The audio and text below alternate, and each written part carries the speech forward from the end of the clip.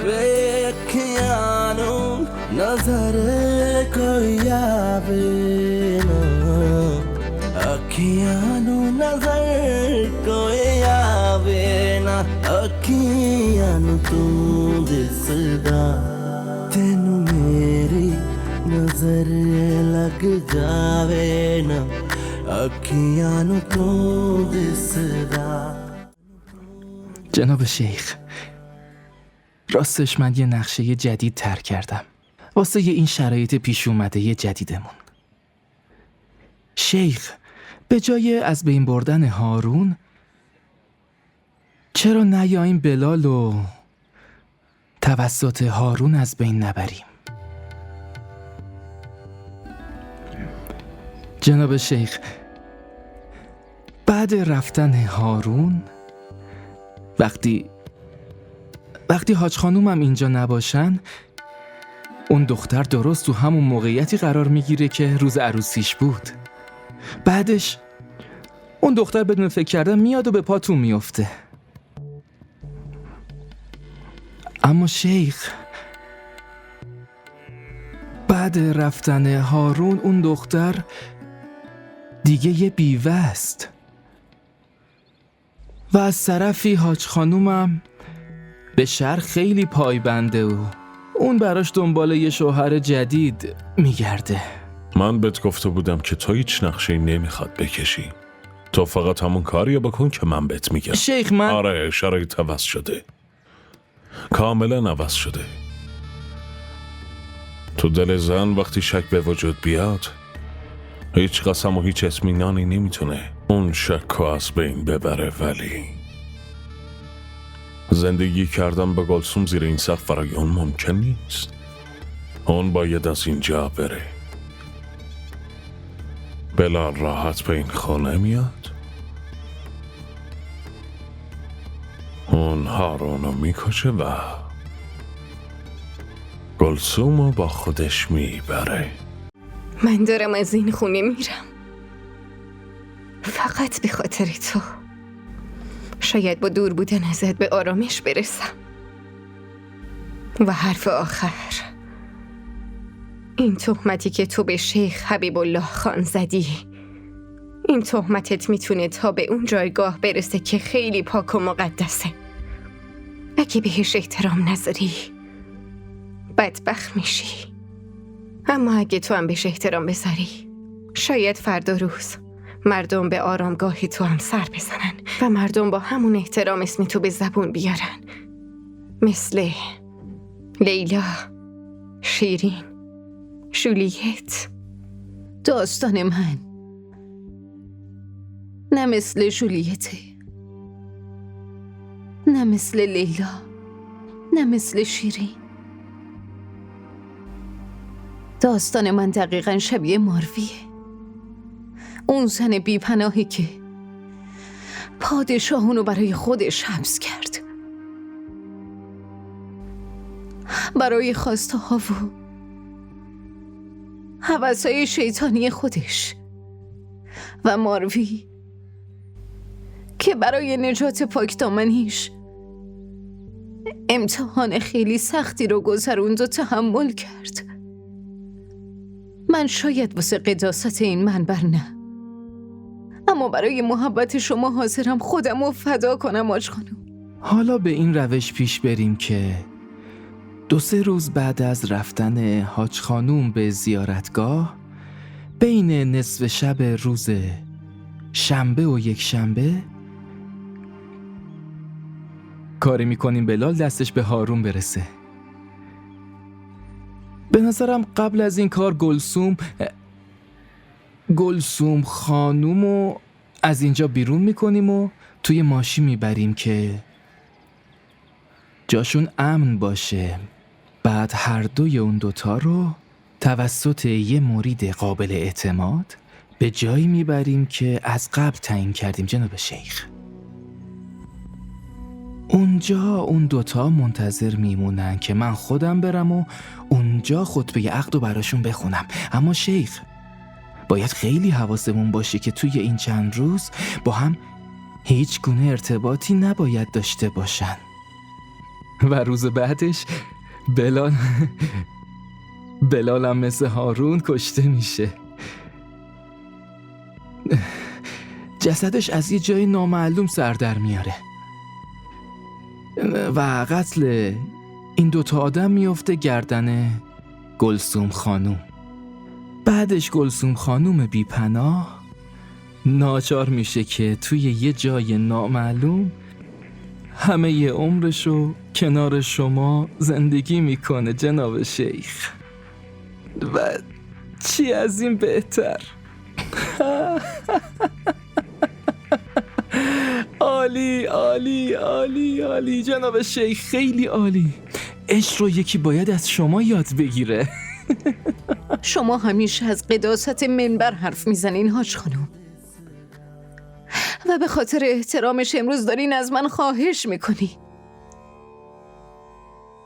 به همون منبر بزرگای منم اعتقاد داشتن و دارن. منم از وقتی به این دنیا چشم باز کردم همیشه دیدم که پدر و مادرم جلوی این منبر سر تعظیم خم کردم. من با تصور پاک بودن این منبر بزرگ شدم. روی این منبر هر آدمی که نشسته برام مثل بابام محرم و محترم بوده. حاج خانم، شما به این ناراحتی من نگاه کنین، به این ناراحتی دخترتون که کسی که مثل پدرش بوده باهاش. کافیه دیگه گلسوم. شیخ حبیب الله خان راست میگه. اون آدمی که به پدر و مادرش احترام نذاشت توی این دنیا به کی میتونه احترام بذاره؟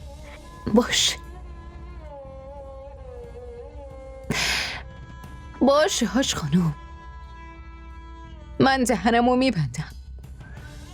بهتون قول میدم که هیچ وقت دهنمو باز نکنم. اما نمیتونم این قولو بدم که بتونم پاکی این منبر رو از حیله های شیطانی نجات بدم.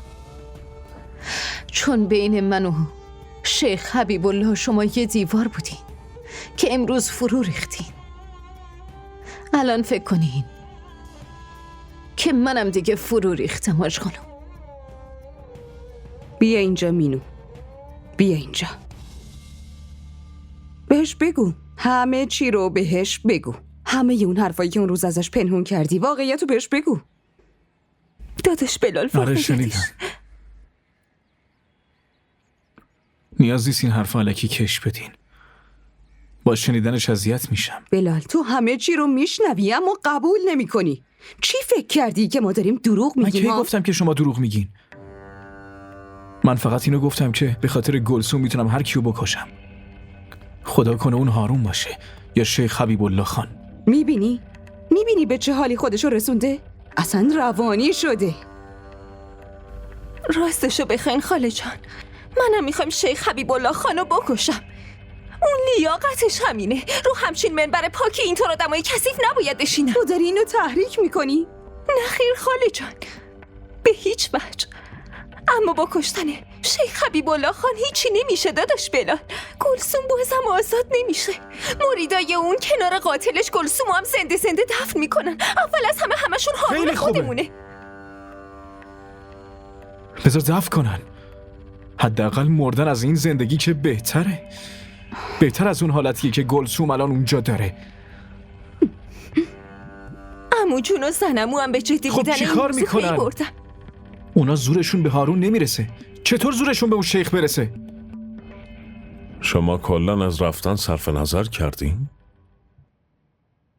آره، اصلا حالم خوب نیست. وقتی که گلسوم و صدا میزنین و باش رو برو میشین معلومه حالتون بد میشه. من نمیفهمم که چرا لج کردین باش حرف بزنین و اونا ببینین. پس شما از لحظه با خبرین؟ بایدم باشم. نمیدونم کی میخواد بهتون آسیب بزنه. یعنی قدرت این جایگاه فقط برای گلسوم باید استفاده کنی؟ قدرت این جایگاه از روز اول برای اون استفاده میشه.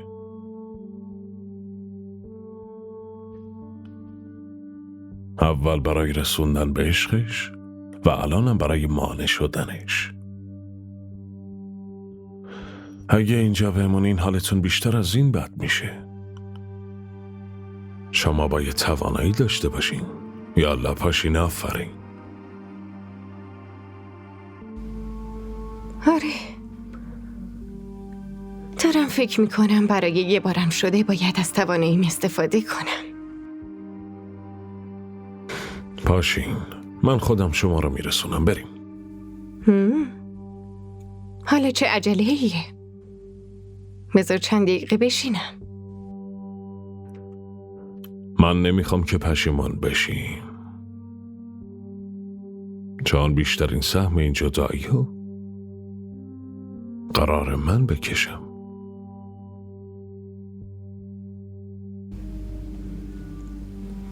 حاج آقا، تو چرا نمیخوای منو بین این دعوایی که بین تو و گلسوم هست دخالت بدی؟ دعوا؟ اینم یه جور دعواست. گلسوم همش داره بهت حمله میکنه و تو خودتو از دستش نجات میدی. شما خیلی گلسوم رو دوست دارین. تو این دعوا اگه شما باشین شاید من ضرر کنم. آره، اونو دوست دارم، اما نه بیشتر از تو.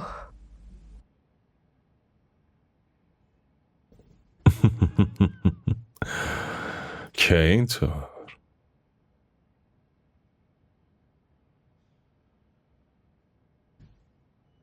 برای من چی کار میتونی کنی؟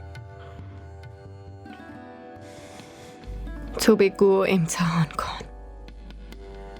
من انجامش میدم و نشونت میدم.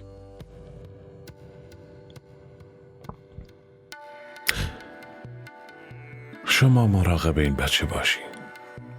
با بقیه دنیا من میتونم بجنگم. یعنی من برم؟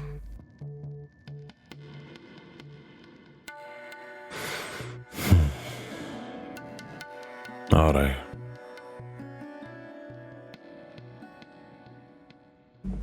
باشه، من میرم، اما الان حوصله رفتنو ندارم حاج آقا.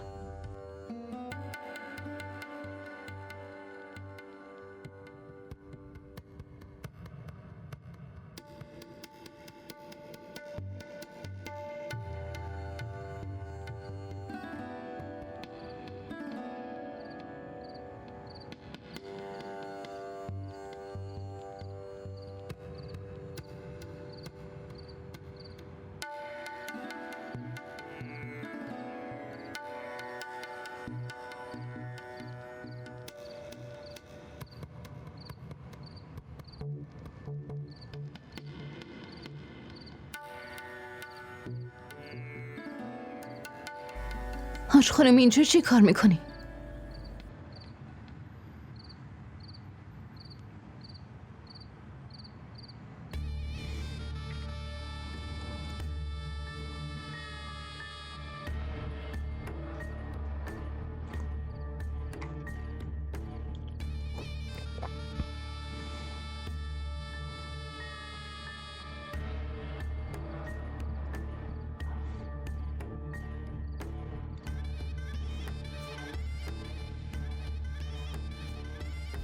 من اومدم اینجا که به پاتون بیفتم.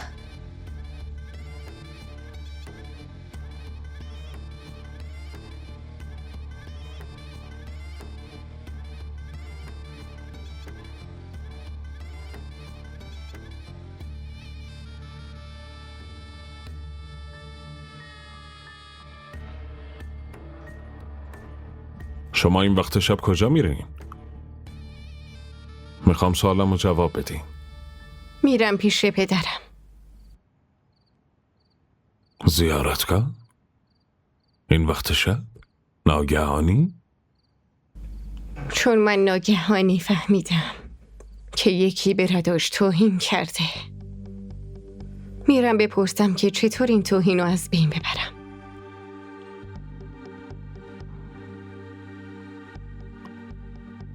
کی همچین کار زشتی رو کردی؟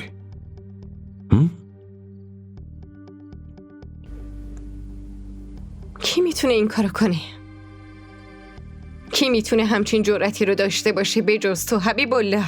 من از اولم بهتون گفتم زنهای ساده ای مثل تو نمیتونن با اون دختر رقابت کنن. باز اون دختره عوضی حتما یه حرف مزخرفی بهتون زده. به اون نگو عوضی.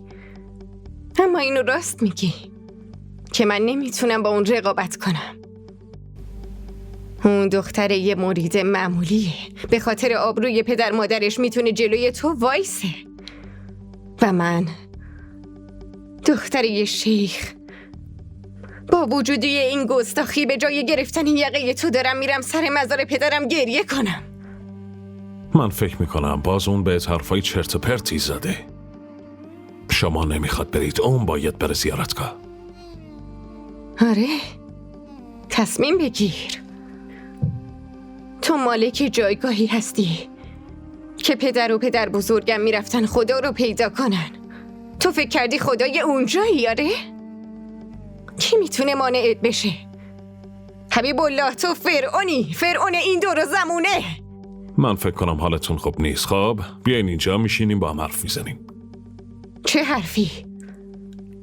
من با همچین آدمی چه حرفی دارم که تسبیحش زنجیر هوس شده و مردمو در بند خودش کرده؟ خجالت میکشم، ازت چندشم میشه. دارین میکنین. دیگه نمیتونم تحمل کنم. واضح بگین که اون بهتون چی گفته. چی رو واضح بگم؟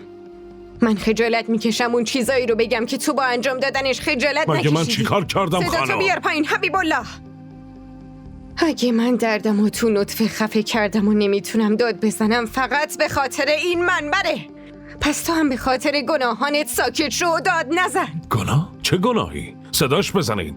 میخوام ازش بپرسم چه داستانی داره براتون سر هم میکنه، ببینم چطور با من چشم تو چشم میشه و بهتون دروغ میگه. اون دختر باها چشم تو چشم شد و دروغی رو گفتش. حبیب الله، تو فکر کردی این حرفاش راسته؟ برای همین تو گیر افتادی. گیر افتادم؟ شما چی میخواین بگین؟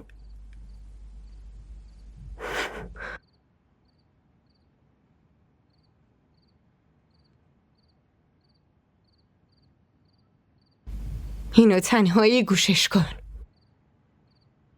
چون من دیگه طاقت ندارم دوباره اون حرفا رو بشنوم. حبیب الله،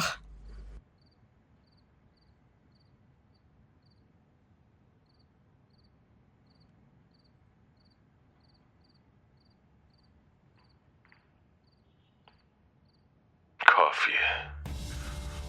میدونی همینطوری نفسم بند میومد. تا اینجوری منو خفه میکردی، منو به این حال رسوندی. چرا این کارو کردی؟ تو فقط مال منی و تو اینو خیلی خوب میدونستی. میدونستی مگه نه؟ پس چرا با من بازی کردی؟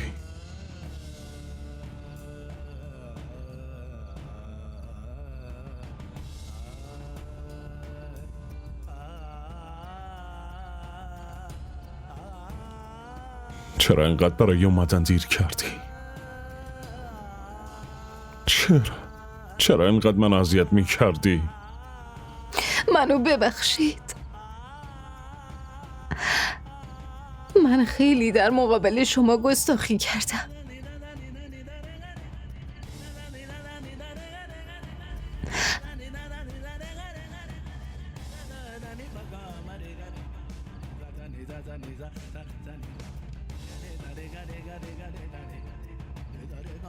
تو خودتو به چه وضعی رسوندی؟ اینا همش به خاطر خدمت به شماست. تو خدمت منو نمی کردی، بلکه جیگر منو آتیش می زدی.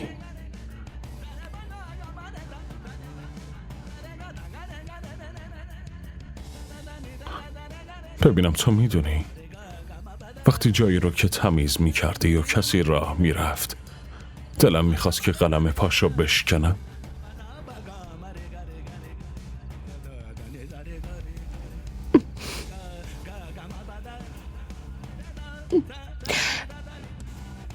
من ناخواسته خیلی دلتون رو شکستم.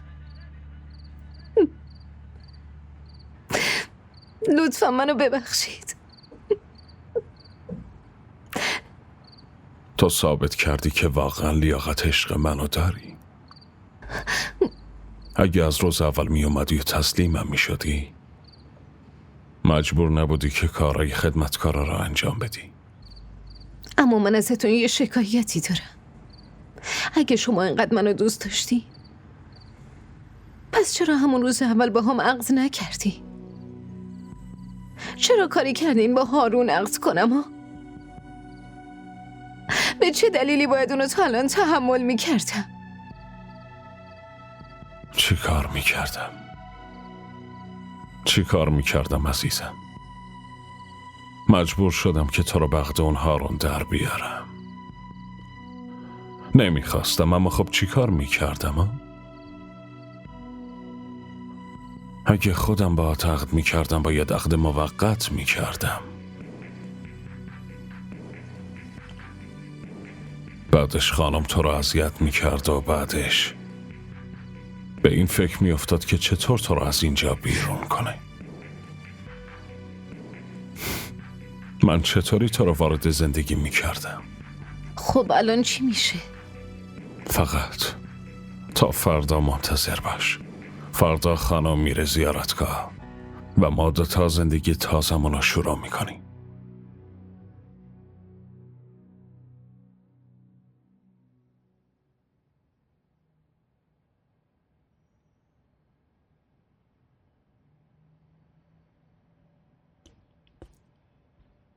نوربانو، من بهتون اجازه نمیدم از اینجا برید. من دیگه به اجازه کسی مثل تو نیاز ندارم حبیب الله. اگه یه قدم از اینجا بیرون برید، مطمئن باشید شما را طلاق میدم. شما این جایگاه ها نمیتونید از من بگیرید، اما من میتونم خودم ازتون بگیرم.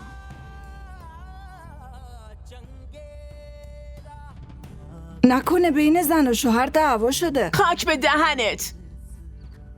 پس چرا حاج خانم با گریه میخواست بره زیارتگاه؟ خب پیشوا هستن، هر لحظه ممکنه یه الهامی بهشون بشه و برن زیارتگاه. نه خیر، موضوع چیز دیگه. یه زینت، من خانمو قبلا اینطوری با گریه ندیده بودم.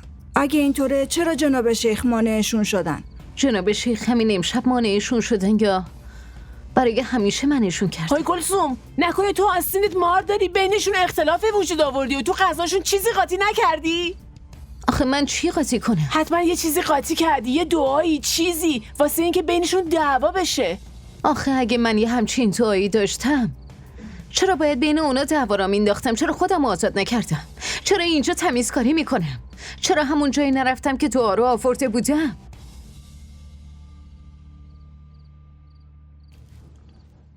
من شما را دوست دارم، خیلی زیاد دوستتون دارم. شاید به همون اندازه که شما بچه به دنیا نیومدتون رو دوست دارین. اینا را واسه همین ازتون پنهون کردم تا به هیچ وجه اذیت نشین. اینقدر پلیدی رو که یه حیوان وحشی هم نداره حبیب الله. شما به عشقم میگین پلیدی؟ عشق حبیب الله، تو به هوس خودت میگی عشق؟ شما اگه بخواین میتونین فاش بدین، میتونین مثل زنای دیگه حرفای دلتون رو بزنین. عشق گلوی کسی رو نمیگیره، بلکه گریبان خودش رو چاک میده. حتی اگه رو سر خودش سنگ بباره ولی به سمت کسی شلیک نمیکنه.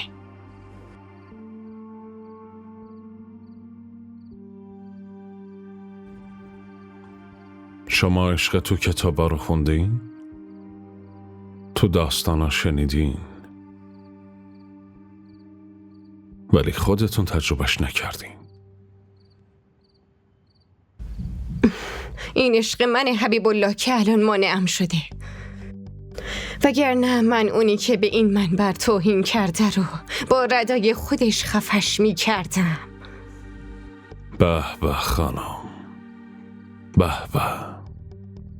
از همین ناراحتم که شما این جایگاه رو می بینین، اما غم هایی که در درون آدمی که تو این جایگاه نشسته رو نمی بینین. تو این 10 سال این جایگاه و این لباس رو تونستین ببینین، اما این آدم رو ندیدین. شما از گریبان حرف میزنین؟ من که عاشق واقعیم. این منزلتی که دارم بیشتر از اون سنگایی اذیت کنند است که مردم به سمت مجنون پرتاب کردن. به احترام این جایگاه من عشقم رو خفه کردم. و الان به خاطر عشقت بقیه رو داری خفه میکنی؟ نه خیر، من خفه نمی کنم. این جایگاه خفه میکنه. این پیوند من و شما خفه میکنه. این احترام و علاقه‌ای که من بهتون دارم خفه میکنه. که اینطور این منبر رو ول کن. مردم به خاطر عشقشون قصرشون رو ترک کردن، تخت پادشاهیشونو.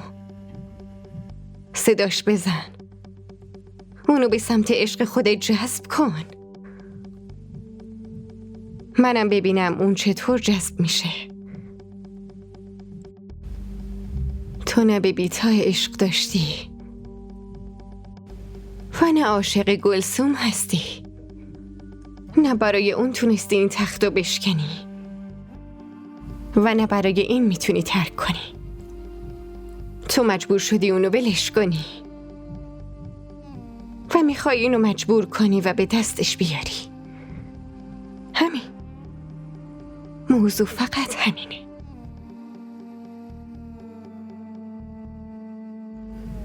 اگه تو ذره ای هم دوستم داری، همونطور که ادعا داری، پس اون دختر رو ببخش و آزادش کن. چون الان موضوع آشکار شده، همونی که از من قایمش میکردی و منم فکر میکنم اشتباهی انجام دادی و برای همیشه دفنش میکنم و به رود نمیارم. حبیب الله،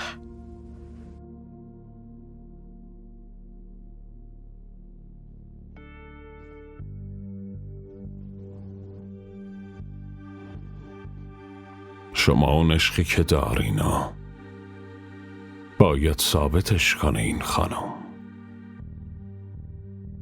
اسم گلسوم هر چیزی که میخواین بذارین، عشق باشه، هوس باشه، محرومیت باشه یا ترس باشه، من اونو میخوام. اینو فهمیدین؟ من اونو میخوام و کمترین قیمتش همینه که شما همینطور ساکت و بی اطلاع بمونین، همونطور که قبلا بودین. همین برای این جایگاه، برای شما، برای من و برای گلسوم بهتره.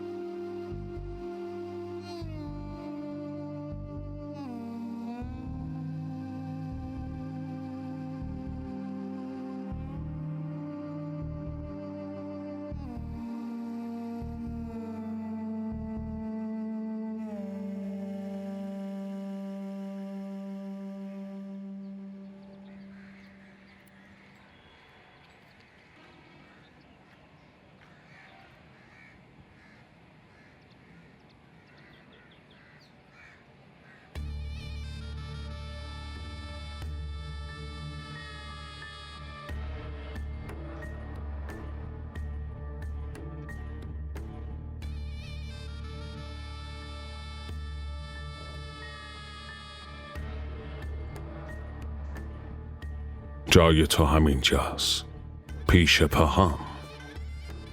جایگاه تو همینه و لیاقتت هم همینه.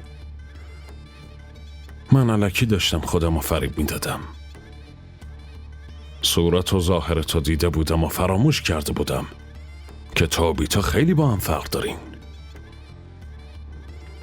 سلیقه تو همون پسره ولگرد تو کوچه بازاره. این اشتباه من بود که کفش زیر پامو گرفتم و رو سرم نشوندم. وقتی رو سرم نشوندم باید به سرم هم بخوره دیگه. تو همینجا میمونی، تو همین جایگاه. تو لیاقت تاج سر بودن رو نداری، هیچ وقتم نداشتی. تو جات زیر پاهای منه. تا آخر عمرت هم همینجا میمونی. تو باید از روی 2 جسد رد بشی، جسد بلال و هارون. این کاری که تو کردی این کمترین تاوانشه. اگه خواستی بیشتر از این زرنگ بازی در بیاری مجبوری تاوان بزرگتر از اینم بدی. خودت خواستی به اینجا برسی.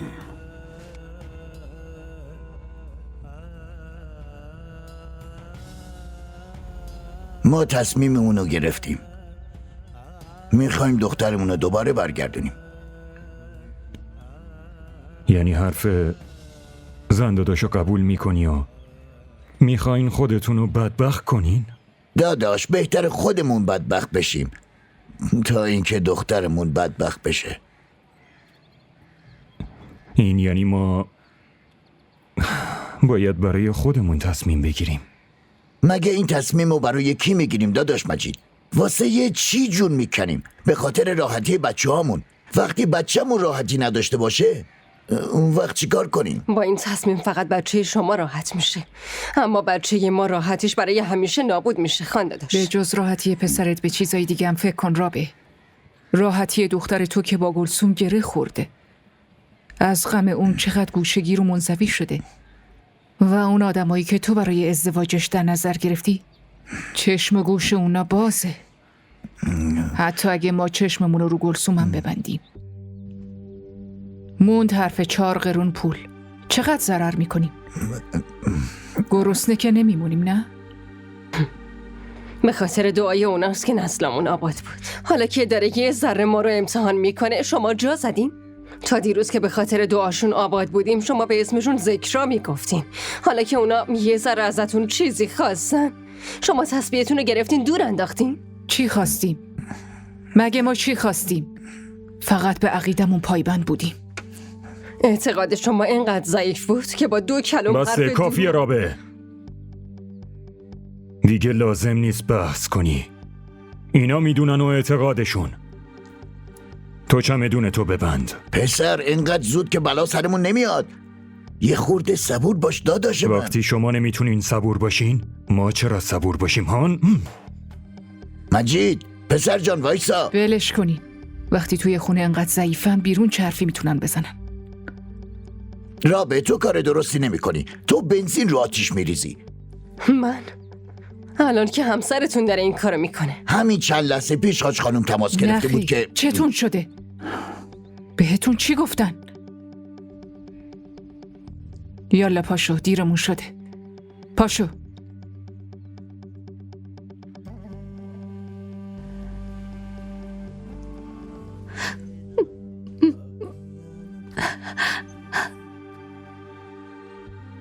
چی شده؟ چرا اینجا نشستی ها؟ چی شده؟ داری گریه میکنی؟ خب بگو چی شده؟ حرف بزن ببینم حالت خوبه؟ کسی به چیزی گفته؟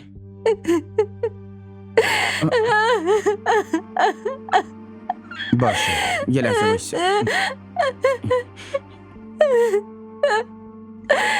بگیر اینو بخور. اینجا رو ببین. یلا توش یه ذره زهر بریز و بعد بده. زهر واسه چی؟ برای خودم نه، برای اون شیختون میگم. اون میخواد گناه خیلی بزرگی رو انجام بده. خواهش میکنم بهم کمک کن. لطفاً کمک کن. به نظرم دیشب اصلا درست نخوابیدی. بیا اینو بخور. نمیخوام آب بخورم. آخه به کی باید قسم بخورم که به حرفم اعتماد کنید ها؟ بیا این آبو بخور. آخه شما چرا اعتماد نمی کنی؟ شما چرا اینو متوجه نمیشی؟ اون میخواد قتل کنه. اون میخواد 2 نفر رو به قتل برسونه. شما اونو نجات بدید. اینجوری آخرت اون نابود میشه. شما نمیتونین منو بکشین. پس از اینجا فرار کنید. بدون اینکه به کسی بگید از اینجا فرار کنید. شما رو به روی پدر و مادرتون قسمتون میدم از اینجا برید، وگرنه فردا از اینجا جسدتون میره. باشه درست میگی. میرم. بیا بخور. بیا. گفتم که نمیخورم. حرفمو گوش کن. چرا حرفمو نمیشنوی ها؟ دارم میشنوم چی میگی. نه نمیشنوین.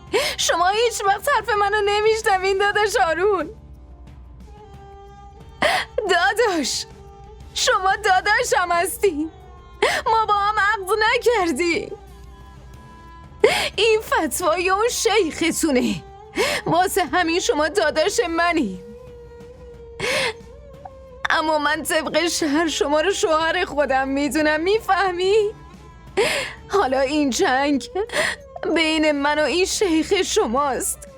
جنگ فتوای دروغ اون و واقعیت من. اما این جنگ خیلی خیلی زود تموم میشه. اون میخواد شما رو بکشه و همه این ماجرا رو فیصله بده. شما مانع بشین که این کارو نکنه. اونو نجات بدین. شما رو به اون شیختون قسم میدم. تو برو استراحت کن. مامان بابای این اومدن. میخوان جناب شیخ رو ببینن.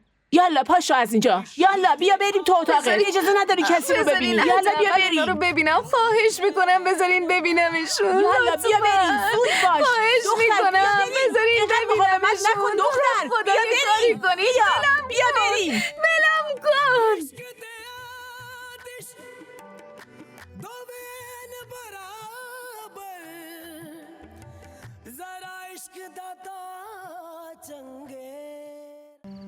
با چه آرزوهایی؟ الان داری چجوری میری؟ منو ببخش گلسون. حاج خانم، من به خاطر این آزادی همیشه مدیون شما میمونم. گلسون، ازت یه خواهشی دارم. من نمیدونم که با رفتنت این دعوا تموم میشه یا نه، اما ازت یه خواهشی دارم. این موضوع رو به هیچ کس دیگه ای نگی، چون هر وقت اسم شیخ حبیب الله بیاد به پدر منم لعنت فرستاده میشه. آش خانم آروم باش. من از اینجا هیچی با خودم نمیبرم به جز همون چادرتون که رو سرم انداختین و منو خواهر خودتون دونستی. بهتون قول میدم که هیچ وقت از خودم دورش نمی کنم.